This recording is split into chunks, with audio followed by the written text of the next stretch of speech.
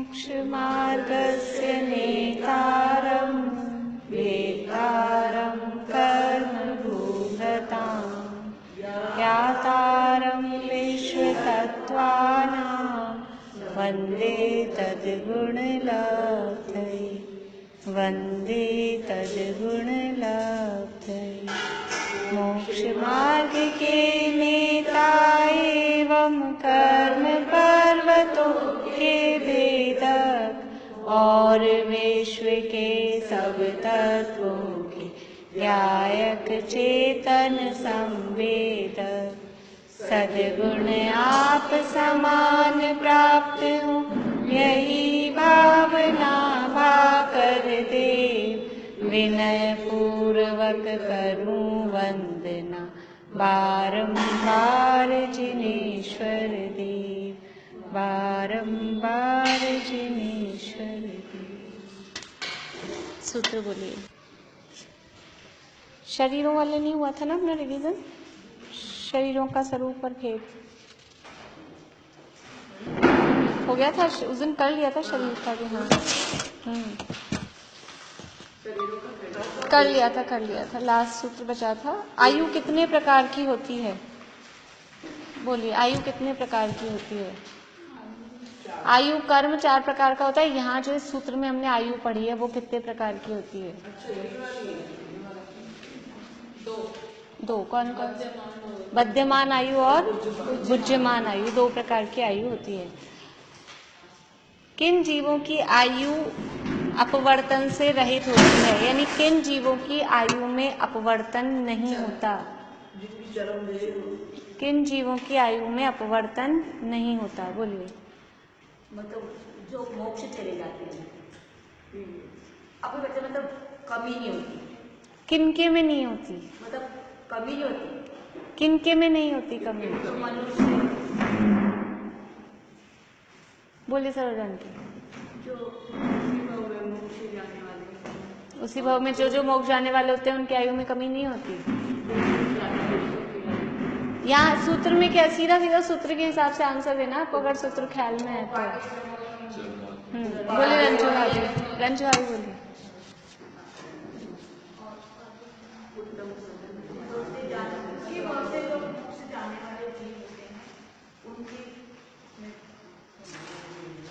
बोलिए, आप बोलिए। सूत्र का अर्थ बोलना है, कुछ भी नहीं करना, केवल सूत्र जो अभी अपन ने सूत्र बोला है ना उसका अर्थ करना है। बोलिए अंकल, बोलिए। भोगों में के मनुष्य की भी आयु पर परिवर्तन नहीं होता और जो मध्यम आयु वाले हैं उनके भी नहीं होता। और पहला शब्द जो उपाय से हाँ, बस सूत्र का अर्थ करना है। प्रश्न क्या था कि किन जीवों की आयु में अपवर्तन नहीं होता, तो केवल सूत्र में जो लिखा है औपाद जन्म वाले औपादिक, फिर चरमोत्तम, अकेले जो मोक्ष जाने वाले हैं वो नहीं। आपको उदाहरण दिए थे, बताए थे ना कि अकेले मोक्ष जाने वाले हैं लेकिन उत्तम देह वाले नहीं हैं, उनकी भी आयु में अपवर्तन तो हो सकता है। कौन है ऐसे जो मोक्ष तो गए हैं लेकिन उत्तम देह वाले नहीं थे? कौन है? नाम बताना है ये व्यक्ति। मोक्ष तो गए लेकिन उत्तम देह वाले नहीं थे। पाराशैनिक मोक्ष गए हैं, आपको बताए थे ना। नाम बताना, किसी व्यक्ति का पद नहीं बताना। कृष्ण मोक्ष गए हैं, तो जो मोक्ष चले गए अभी सिद्ध हैं लेकिन उत्तम देह वाले नहीं थे, उनकी आयु में अपवर्तन हो गया। 3 पांडव, गजकुमार मुनिराज, सुकौशल मुनिराज, ये मोक्ष गए कि नहीं गए? हाँ, जो तीर्थंकर नहीं है या फिर चक्रवर्ती नहीं है या बलभद्र नहीं है और वो मोक्ष गए हैं, महापुरुष नहीं थे लेकिन मोक्ष गए हैं। हमने जो समझ लो उपसर्ग जयी जितने भी अपन सुनते हैं समाधि मरण पाठ में, जिनके भी नाम बोलते हैं जो मोक्ष चले गए हैं, गजकुमार मुनिराज, 3 पांडव, युधिष्ठिर, भीम, अर्जुन और सुकौशल मुनिराज, बहुत सारे जितने भी गए हैं, समझ लो ये गुरुदत्त मुनिराज, जिन पे भी उपसर्ग होके जो मोक्ष गए हैं, युधिष्ठिर, भीम, अर्जुन। तो ये चरम शरीरी तो थे, लेकिन श्रीपाल पे उपसर्ग थोड़ी ना हुआ था। यहाँ तो अपवर्तन, आयु में अपवर्तन जब होगा ना, जब उपसर्ग का काल होगा तो वायु में, और अकेले उपसर्ग होके मोक्ष का मतलब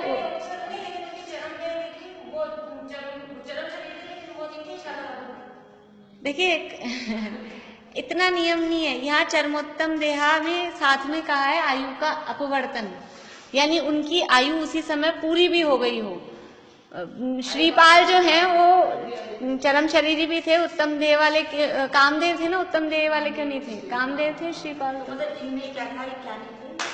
ये चरम शरीरी तो थे लेकिन उत्तम देह वाले नहीं थे, और इनकी आयु का अपवर्तन हो गया, सीधे मोक्ष हो गया। गज कुमार का उदाहरण आपको दिया था। गज नहीं, उत्तम शरीर वाले नहीं थे। गज कुमार मुनिराज की उम्र कितनी थी जब वो मुनि बने?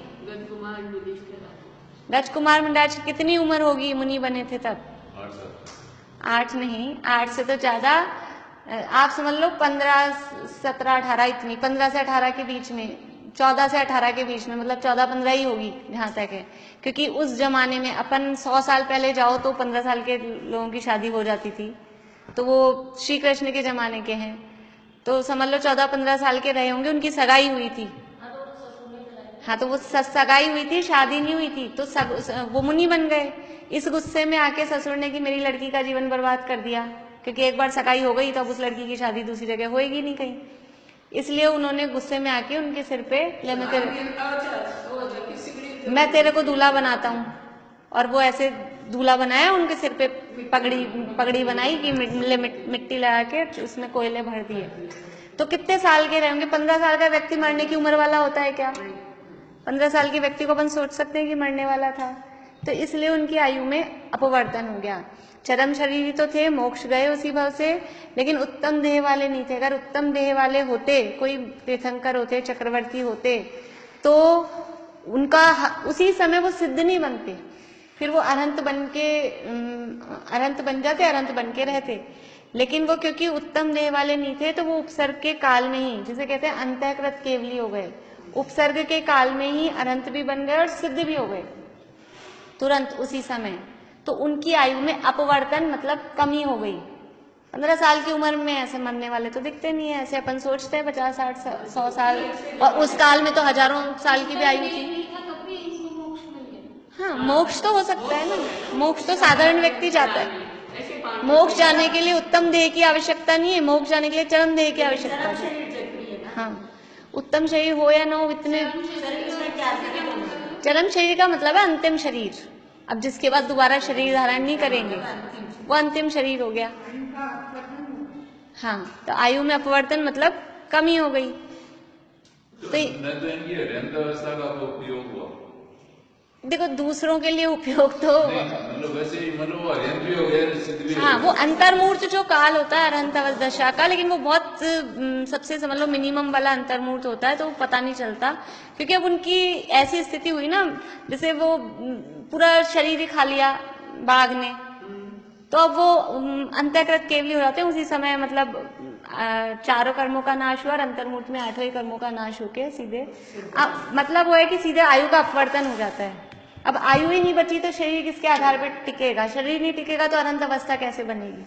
वो आयु का जब इस तरह का कोई प्रसंग बनता है तो आयु का अपवर्तन हो जाता है। जैसे हम लोगों के भी, हम लोग क्योंकि चरम शरीर नहीं है और ना ही हम तो उत्तम शरीरी वाले भी हैं, तो कोई ऐसा प्रसंग बन जाए, अभी जैसे ये महामारी फैल रही है, अभी मान लीजिए मरने की उम्र नहीं दिख रही, मरने के लक्षण भी नहीं दिख रहे, लेकिन ऐसा कोई कांटेक्ट में आ जाए जो लोग मान लो इससे हाँ, तो या जैसे कल हुआ ऐसा, मान लो अभी पेड़ पौधों के लिए तो क्या है, इनके लिए तो एकदम से वो हो गया ना, वज्रपात ही है, कितनी सारी जगह पत्तियां खाली हो गए, पेड़ पूरे, पक्षी मर गए, पेड़, व्यक्ति आदमी भी मर जाते, इतनी तेज तेज ओले पड़ते हैं वो, और अगर इस तरह से कोई हो तो मर जाए, तो वो क्या होगा, उसकी आयु एकदम से सारी जो बची होगी वो पूरी एकदम से खत्म हो जाती है, तो कहते हैं आयु का अपवर्तन। लेकिन जो महापुरुष होते हैं, जो उसी भाव से मोक्ष भी जाने वाले हैं, और जो कोई शलाका पुरुष हैं, उनकी इस तरह की परिस्थिति में भी आयु का अपवर्तन नहीं होता। जो देव और नारकी हैं, नारकियों के साथ क्या क्या नहीं होता। देखिए आपने नरक की वीडियो देखी, वो अभी प्रवीण जी की जो आ रही है।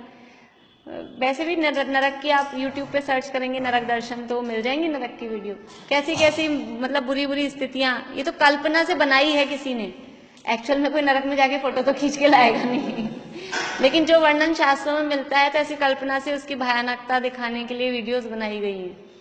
तो कैसी स्थिति वहां होती है, मतलब ऐसे फाड़ दिया, ऐसे तोड़ दिया, ये हाथ तोड़ दिया, फिर वो पारे की जैसे पिघल गया यूं, और फिर वो वापस, ऐसी ऐसी स्थिति होने पर भी मरता नहीं है जीव, वो नारकी। क्यों? क्योंकि उनकी आयु में अपवर्तन नहीं होता, वो 5 जन्म वाले हैं ना तो वो आयु में वहां भले ही शरीर के टुकड़े टुकड़े हो जाएं, ऐसे गरम गरम कढ़ाई में डाल रहे हैं, उबाल रहे हैं, टुकड़े टुकड़े हो रहे हैं बिल्कुल, लेकिन फिर थोड़ी देर बाद अपने आप जुड़ जाएगा, आयु में अपवर्तन नहीं होगा, मरेगा नहीं जीव, वो 5 जन्म वाले हैं। इसी तरह से देवों का मान लो कोई ऐसा करे, देवों के साथ भी ऐसे हो जाए, तो भी देवों में भी कोई देव सोचे मैं यहाँ परेशान हूँ, मुझसे दूसरों का वैभव देखा नहीं जाता और ये इंद्र मेरे से बहुत काम कराता है। अभी हम 4थे अध्याय में पढ़ेंगे कि जो नीची जाति मीन्स देवों में भी लेवल होते हैं, राजा है, प्रजा है और स्वीपर भी हैं, चौकीदार भी हैं। तो वो जो स्वीपर चौकीदार टाइप के जो देव हैं वो बहुत दुखी रहते हैं अंदर से मेंटली, कि हमको कैसे काम करने पड़ते हैं। उनको अंदर एंटर होने की आज्ञा नहीं है, इंद्र की सभा में बाहर खड़े रहो, इंद्र के नगर में प्रवेश नहीं कर सकते। जैसे अपने यहाँ स्वीपर, आजकल तो सब घुसते हैं घरों में सब अंदर, पहले जैसे नहीं था, एंट्री नहीं होती थी, ऐसी स्थिति है उनकी। तो वो सोचे मैं बहुत ऐसी अपमान भरी जिंदगी से मैं दुखी हूँ, आत्महत्या कर लेता हूँ तो वो देव कोई आत्महत्या नहीं कर सकता अब उसको आप जाति समझ लो। यद्यपि उस 4th क्लास के देव को भी सारी सुख सुविधाएं, भौतिक सुविधाओं में कोई कमी नहीं है। आप समझ लो अमेरिका का कोई स्वीपर हो, गाड़ी में बैठ के आता हो, ऐसी स्थिति से अमेरिका में लोग ऐसी कल्पना करते हैं।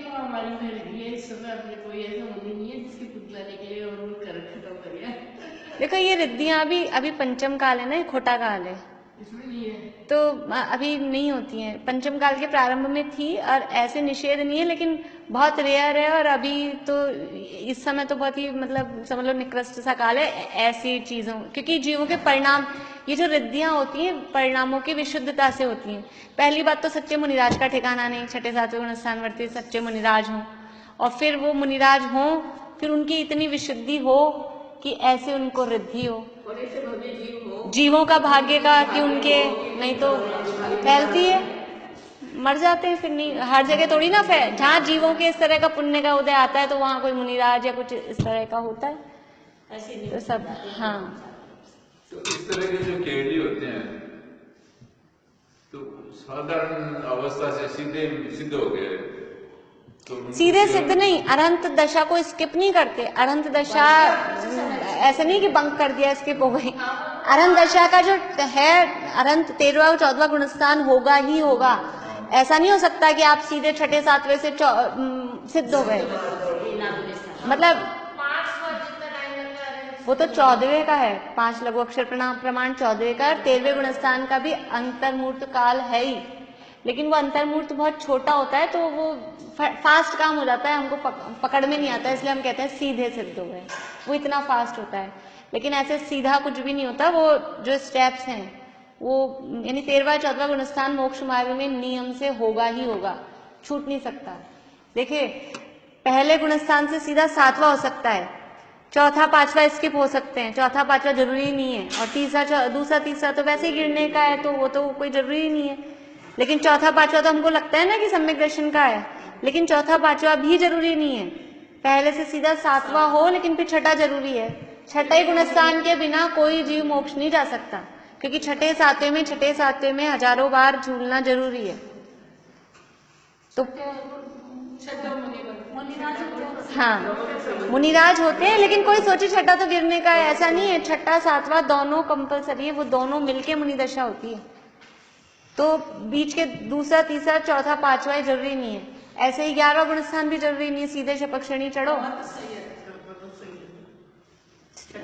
6ठा है क्रमश संयम।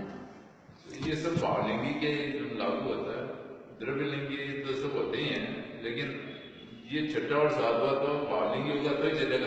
हाँ, भावलिंगी के ही है छठा सातवां गुणस्थान, तो द्रव्यलिंगी के तो अब क्या कहें। जरूरी नहीं है कि कोई सा द्रव्यलिंगी के तो पहला हो सकता है और चौथा पांचवा भी हो सकता है अगर मुनि है तो, नहीं तो पहला गुणस्थान तो पहला तो सबके है ही, बिना गुणस्थान के कोई संसारी जीव नहीं है।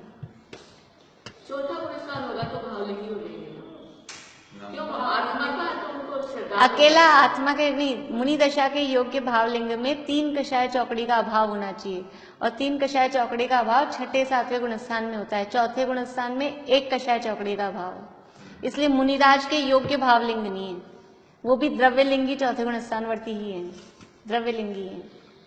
मुनिराज के योग्य भावलिंग 3 कषाय चौकड़ी के अभाव पूर्वक ही होता है, और 3 कषाय चौकड़ी का अभाव छठे सातवें गुणस्थान से पहले नहीं होता। चौथे में 1 का, पांचवें में 2 का, छठे सातवें में 3 का। तो आयु का अपवर्तन किन किन, माता जी भी 5वां गुणस्थान है ना, 2 कषाय चौकड़ी का अभाव है, 2 कषाय चौकड़ी का अभाव है। 5वां गुणस्थान है, 5वें गुणस्थान में 2 कषाय चौकड़ी का अभाव। कषाय चौकड़ी समझ में आती है ना, अनंतानुबंधी या व्याख्यान ऐसे। आयु का अपवर्तन किनके नहीं होता, उत्पाद जन्म वाले देवनारकियों के, असंख्यात वर्ष की आयु वाले यानी भोग भूमिया जीव। भोग भूमिया जीव कोई सोचे कि हम मर जाएं, आत्महत्या कर लें, पहली बात तो वहां से विचार ही नहीं आता। बहुत ज्यादा कोई आराम में रह रहा है, उसको क्यों मरने का विचार आएगा। और वहां तो कोई ईर्ष्या का जलन, जैसे देवों में तो फिर भी ईर्ष्या का लड़ाई झगड़ा नारकियों में है, देवों में ईर्ष्या का परिणाम है, भोग भूमि में वो भी नहीं है। हाँ, भोग भूमि में समय दर्शन हो जाता है, पर चौथे गुणस्थान से ऊपर नहीं होता। भोग भूमि में क्या होता है, हाँ भोग भूमि में क्या होता है, नाम है उसका भोग भूमि। जन्म से ही वो युगल जन्मते हैं और वो बड़े होते होते वही बड़े होके पति पत्नी जैसे रहने लग जाते हैं, और जिंदगी भर भोग भोगो, सारी सुख सुविधाएं हैं, काम काज, बच्चे कच्चे, कुछ नहीं किचविच, कोई किचकिच नहीं है। धर्म का भी ज्यादा वहाँ ऐसी व्यवस्था है। देखो वो ट्विंस जन्मते हैं, उनके जन्म होते हैं उनके माता पिता का मरण हो जाता है, तो अब कौन करे व्यवस्था, खुद अपने अंगूठा चूस के बड़े हो जाते हैं, तो वही फिर दोनों ही हैं, उसके अलावा कोई दिखता ही नहीं, उनको कोई है ही नहीं, तो वही उस तरह से रहने लग जाते हैं। इसी तरह से पशु के भी युगल होते हैं, बच्चे के रूप में जन्म, हाँ छोटे बच्चे का ही जन्म होता है, गर्भ से गर्भज होते हैं। तो अब वहाँ खूब कल्प वृक्ष है, जो चाहिए जो मिल जाता है। और हमने पढ़ा था विक्रिया भी कर लेते हैं, हमने पढ़ा था ना विक्रिया के समय भोग भूमि के जीव भी विक्रिया भी कर लेते हैं, तो सारे आराम ही आराम है, अब मरने का विचार क्यों आएगा उसको। हाँ समझ, हाँ उनको मरना का मालूम नहीं चलता। हाँ मरने का नहीं, वो तो ऐसे ही मर जाते हैं। भोग भूमि के जीवों को पृथक लिखिए, पृथक है। धर्म का ऐसे नहीं होता, धर्म के विचार नहीं होते ये, लेकिन कोई मुनिराज वहां के उपदेश दे सकते हैं, सम्यक दर्शन को प्राप्त कर सकते हैं, ऐसा धर्म तो होता है। लेकिन जैसा हमारे यहाँ कर्म भूमि में मंदिर जाने का 6 आवश्यकों का नियम विधान है, देव पूजा, गुरु उपासना, स्वाध्याय, संयम, तप, ऐसा वहां पर नहीं है, ऐसा नहीं है, मोक्ष नहीं जा सकते। माता पिता की डेथ हो जाती है और वो 2 जन्मते हैं, इसका मतलब वहाँ पे जनसंख्या बराबर ही रहती है। हाँ कह सकते हैं, लेकिन हाँ पर वो मनुष्य तो खैर संख्यात ही हैं, बाकी तिर्यंश बहुत है ना भोग भूमियों में, तिर्यंश भी होते हैं ऐसे युगलिया, ऐसे कैसे तिर्यंशों के जोड़े होते हैं, तिर्यंश भी सब तरह के होते हैं, पंचेंद्रिय। हाँ सब अंगूठा चूस के तो बड़े हो जाते हैं सब, और फिर बाकी कल्प वृक्षों से बाद में सब मिलता है। देखिए जो मध्य लोक में असंख्यात द्वीप समुद्र हैं, तो 2.5 द्वीप के बाहर सारी भोग भूमियां हैं, और उन भोग भूमियों में मनुष्य नहीं रहते, क्योंकि मनुष्य तो 2.5 द्वीप में ही रहते हैं। उसके बाद जो आगे असंख्यात द्वीप समुद्र हैं, वहां पे सारे भोग भूमियों के तिर्यंची रहते हैं, तिर्यंचों के युगल रहते हैं, सब लास्ट तक एंड तक सब जगह तिर्यंच। 2.5 द्वीप में समुद्र है, वो तो भोग भूमियों में वो अलग है, अंतर वो मनुष्य है, कुभोग भूमियों में वो मनुष्य है, कुमानुष कहलाते हैं। हाँ वो अलग है, वो चीज अलग है, लेकिन बाहर है वो जगन्य भोग भूमियां हैं बाहर, और वहां सब जगह, यहाँ भी भरत क्षेत्र, विदेह क्षेत्र और ऐरावत क्षेत्र, ये 3 तो कर्म भूमियां हैं।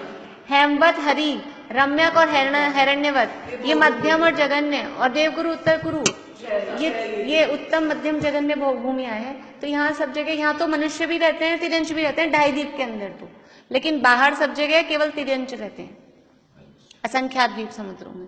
अभी अपने को रिवीजन करना है, आज अपना ये विषय नहीं है ये अगले अध्याय में विषय आएगा, ये सारा डिटेल में अच्छे से आएगा, मजा आता है, इंटरेस्टिंग लगता है।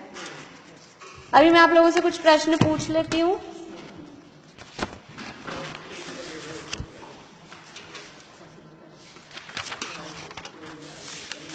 सबको एक साथ नहीं बोलना है, सब सोच लेना। 5 शरीरों के स्वामी बताइए। स्वामी समझ में आता है, किस शरीर, कौन सा शरीर किस जीव के होता है। 5 शरीरों के स्वामी बताइए। 5 शरीर, तो कौन सा शरीर किसके होगा, कौन बताएंगे? हाथ खड़ा कर सकते हैं आप लोग। आंसर नहीं बोलना है, आप अपने मन में सोच लीजिए। 5 का एक साथ नहीं, इस शरीर का ये, इस शरीर का ये, ऐसे। हाँ, अलग अलग बोलिए आंसर अभी। हाँ, तो हमारा मीन्स मनुष्य। हाँ, वैकृत देवों का, नाथियों का। औदारिक अकेले मनुष्यों का ही नहीं, औदारिक तो फिर मनुष्य, औदारिक मनुष्यों का और तिर्यंचों का। हाँ, तो औदारिक शरीर के स्वामी मनुष्य और तिर्यंच। और वैकृत का नाट्य और देव, और आहारक के ऋतुधारी मुनिराज है। हाँ, और तेजस का सब में, तेजस कार्बन का सभी संसारी, बस सरल है ना, आता था ना सबको, लेकिन वो समझ में नहीं आना, समझ में आता तो था लेकिन अपना हेडिंग वो है ना शरीरों के स्वामी, अपने उसमें हेडिंग ही यही है, अपने हेडिंग यही तो है। किताब में आप एक बार बुक को ढंग से पढ़ी, जैसे इंद्रियां, विषय और उनके स्वामी, ऐसा हेडिंग है। ऐसे शरीर, हाँ, मैंने जो चार्ट दिया उसमें भी आपको स्वामी का हेडिंग डाल के दिया। मृत्यु के बाद जीव कितने समय तक बिना शरीर के रह सकता है? कितने समय तक बिना शरीर, मतलब औदारिक वैकृत शरीर के बिना रह सकता है? बोलिए। हाँ, हम अधिकतम 3 समय तक, 1, 2 या 3 समय तक रह सकते हैं। मतलब बॉडी में भी वही होता है कि मोड़ा तो। हाँ, वो लिखने वाला नहीं, टिक वाले भी हैं, अभी तो मैं दोनों तरह के पूछ रही हूँ। एक जीव के एक साथ कम से कम कितने और अधिक से अधिक कितने शरीर हो सकते हैं? कम से कम कितने और अधिक से अधिक कितने शरीर हो सकते हैं? कम से कम नहीं, एक शरीर। एक किसी जीव को कम से कम कितने शरीर और ज्यादा से ज्यादा कितने शरीर एक समय में? कम से कम तो बोलिए। 2 शरीर हो सकते कम से कम 3 और ज्यादा से ज्यादा 4। 3 कैसे होंगे? 2 और 4 अगर औदारिक है तो तेजस कार्बन भी साथ में होगा। तो औदारिक हो ही जरूरी का है? कम से कम 2 तो रहेगी। विग्रह गति में तो औदारिक और वैकृत नहीं है ना, यहाँ तो विग्रह गति को भी इंक्लूड करना है, तो कम से कम रहेंगे तो 2। कौन से? तेजस और कार्बन। और ज्यादा से ज्यादा 4 होंगे तो कौन से? तेजस और कार्बन ये 2 शरीर। 4 होंगे तो कौन से होंगे? औदारिक नहीं, औदारिक 4।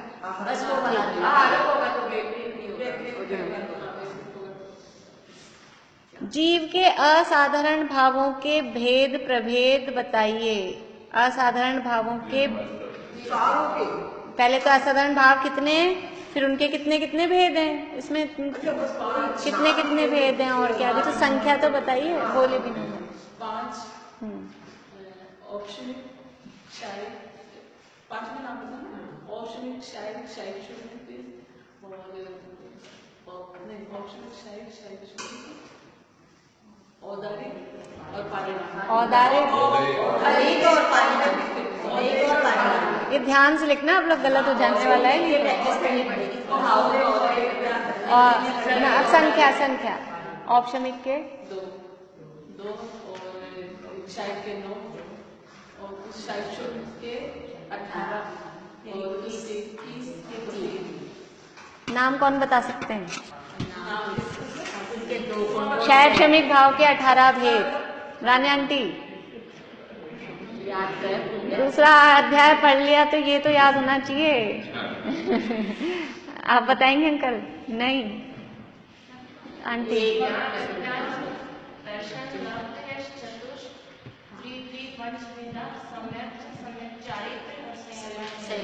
अब अलग से गिनाइए, ये तो सूत्र हो गया। सूत्र याद कर।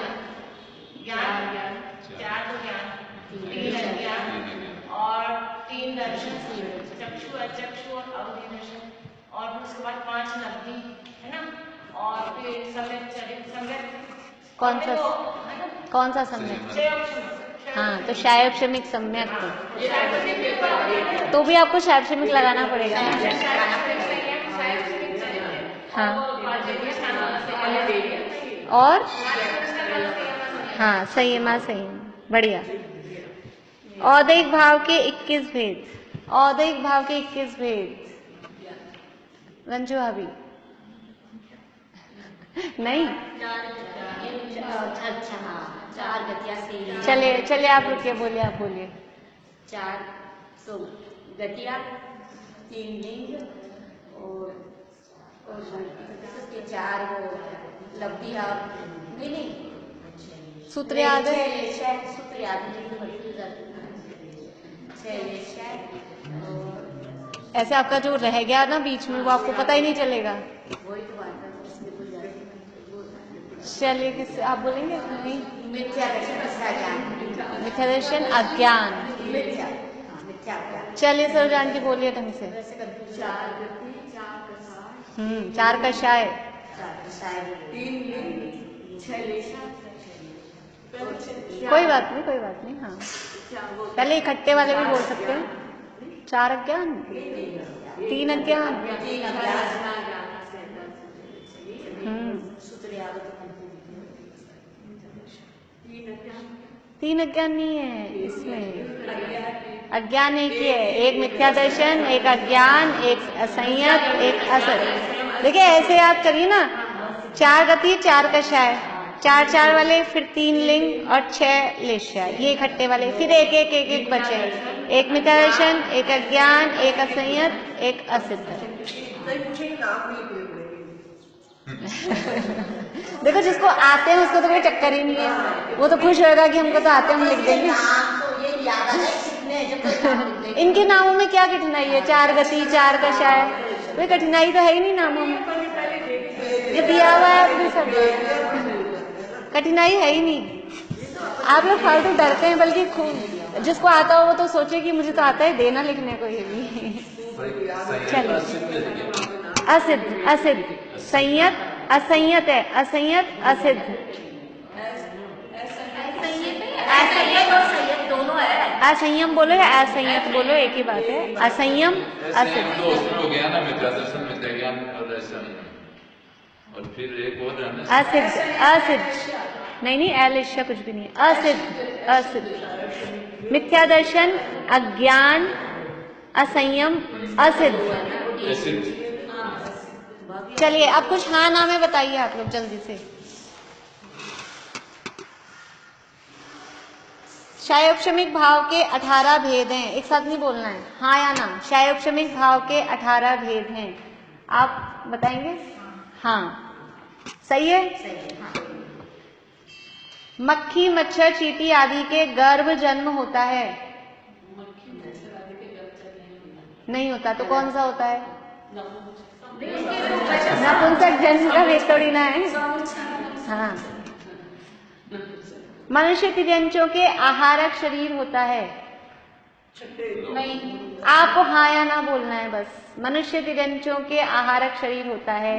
नहीं। चरम शरीरी जीवों की आयु में अपवर्तन नहीं हो सकता?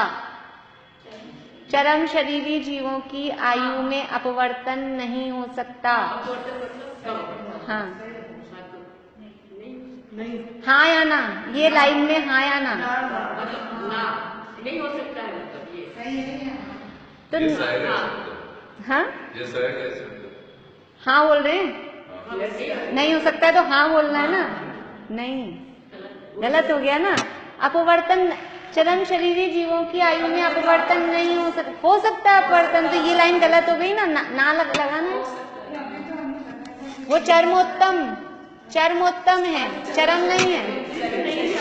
इस चीज को पिछले कई बारों क्लास में चल रही है अपनी ये चीज। चरम शरीर की आयु में अपवर्तन हो सकता है, मतलब कमी। चरम शरीरी तो मतलब इनके में नहीं हो सकता ना, ये औपाधिक। तो चरमोत्तम दोनों, चरम और उत्तम दोनों शर्त चाहिए। हम अकेले चरम पूछ रहे हैं, उत्तम नहीं लगा रहे, अच्छा, इसलिए ध्यान रखना है चरम और उत्तम दोनों होने चाहिए, तब अपवर्तन नहीं होगा। नहीं होता। चरम शरीरी जीवों की आयु में अपवर्तन हो सकता है, चरमोत्तम शरीरी जीवों की आयु में अपवर्तन नहीं हो सकता। ये सही है, ये वाला वाक्य सही है। एग्जाम में जो आया आप उस हिसाब से देखिएगा। अभी फिर चरम शरीरी जीवों की आयु में अपवर्तन हो सकता है, लेकिन चरमोत्तम शरीर जीव हैं, चरमोत्तम शरीरी जीव की आयु में अपवर्तन नहीं हो सकता। नहीं आया आपको समझ में? नहीं आया क्या कंफ्यूजन है? अभी तो शुरू में यही तो दिया था, शुरू में यही तो बात चल रही थी कि जैसे गजकुमार चरम शरीरी हैं लेकिन चरमोत्तम नहीं है। चरमोत्तम हो गए महावीर भगवान, पार्श्वनाथ भगवान, ये चरमोत्तम है क्योंकि उत्तम देह वाले भी हैं और चरम शरीरी भी हैं। और अकेले उत्तम देह वाले श्री कृष्ण लेकिन चरम शरीरी नहीं थे, उनकी भी आयु में अपवर्तन हो गया। एक तीर के लगत कृष्ण की विनश रही काया, तीर लग के मरण हो गया ना, उनके कोई मरने का भी ऐसा काल नहीं था। तो इस उसी भाव से मोक्ष अंतिम, चरम का मतलब होता है अंतिम। चरम शरीर मतलब अंतिम शरीर समझ में आ गई? चरम शरीरी जीवों की आयु में अपवर्तन नहीं हो सकता है, चरम शरीरी जीवों की आयु में अपवर्तन हो सकता है, हाँ, लेकिन चरमोत्तम देह वालों की आयु में अपवर्तन नहीं होता। क्या मतलब ये क्या मतलब मोक्ष के लिए होते हैं ये वाले शरीर? चरम शरीरी, चरमोत्तम मोक्ष, हाँ मोक्ष तो जाएगा ही, चरम है तो, लेकिन साथ में महापुरुष भी है, साथ में महापुरुष भी है। सब मोक्षगामी जीव है जो औपाधिक वाला था ना। सब मोक्षगामी नहीं, मोक्षगामी देखिए बात अभी तक आप लोगों की क्लियर हुई नहीं है, मतलब एक्चुअल में जब वो संख्या गुरु काटते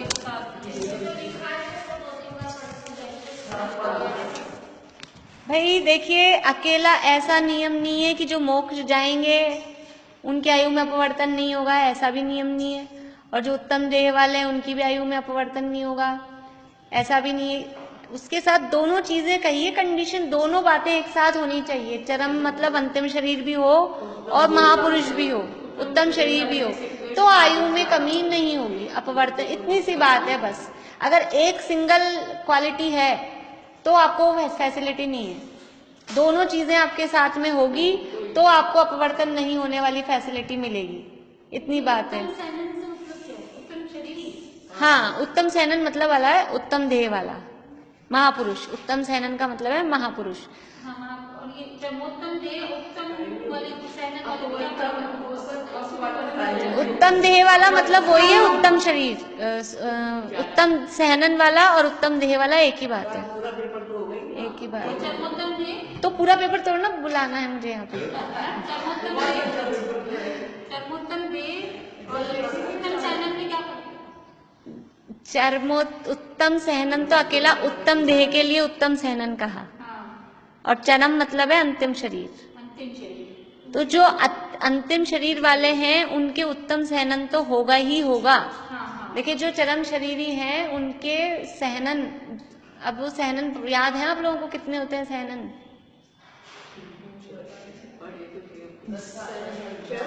उसमें वज्र ऋषभ नाराज सहनन होता है, वो उत्तम सहनन होता है। तो जो जीव मोक्ष जाते हैं उनके वज्र ऋषभ नाराज सहनन ही होता है, बिना वज्र ऋषभ नाराज सहनन वाले जीव मोक्ष नहीं जा सकते, वो तो है उत्तम सहनन।